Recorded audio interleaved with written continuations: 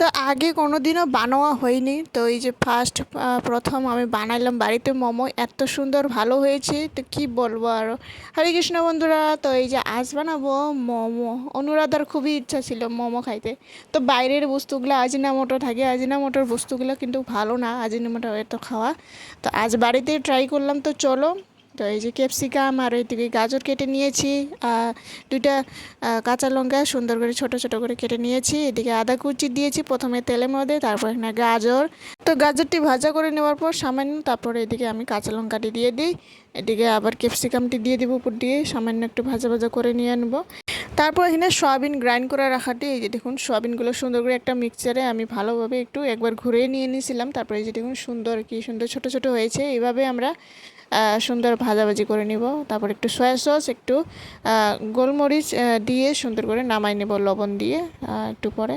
তারপর ঠান্ডা করে নিয়ে নেব আমরা। তারপরে এই যে দেখুন আমরা এখানে মোমোর জুনটা বানাবো।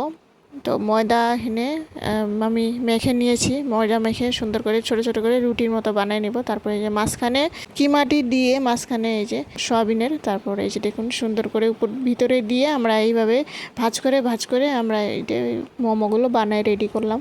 তারপর এখানে চাটনির জন্য এখানে আমি বাদাম নিয়েছি, কাঁচা বাদাম সুন্দর করে ভাজাভাজি করে নিব। এখানে টমেটোর কাঁচা লঙ্কা 5-6টার মতো কাঁচা লঙ্কা, সামান্য একটুখানি তেল দিয়ে এইভাবে সামান্য হলুদ লবণ দিয়ে ভাজাভাজি করে নিব।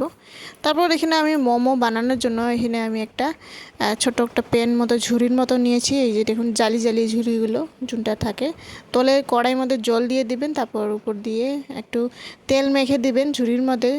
সুন্দর করে তেল মেখে দিলে মানে সুন্দর উঠে যায়।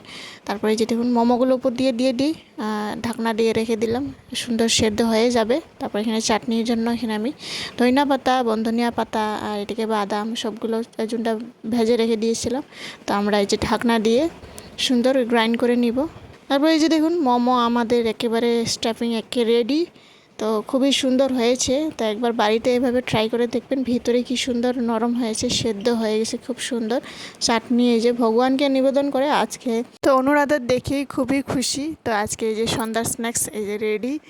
বানানো তো খুবই সহজ, কিন্তু অনেকেই সময় লাগে, ধৈর্য লাগে। তো এটা অনেকেই করে, অনেকেই মানে টেস্টিও হয়, খাইতেও ভালো লাগে। তো বন্ধুরা, আজকের ভিডিওটি কেমন হয়েছে অবশ্যই একটা লাইক, কমেন্ট, শেয়ার, সাবস্ক্রাইব করে জানাবেন। আশা করি নেক্সট ভিডিওতে দেখাবো। আজকের জন্য টাটা, বাই বাই।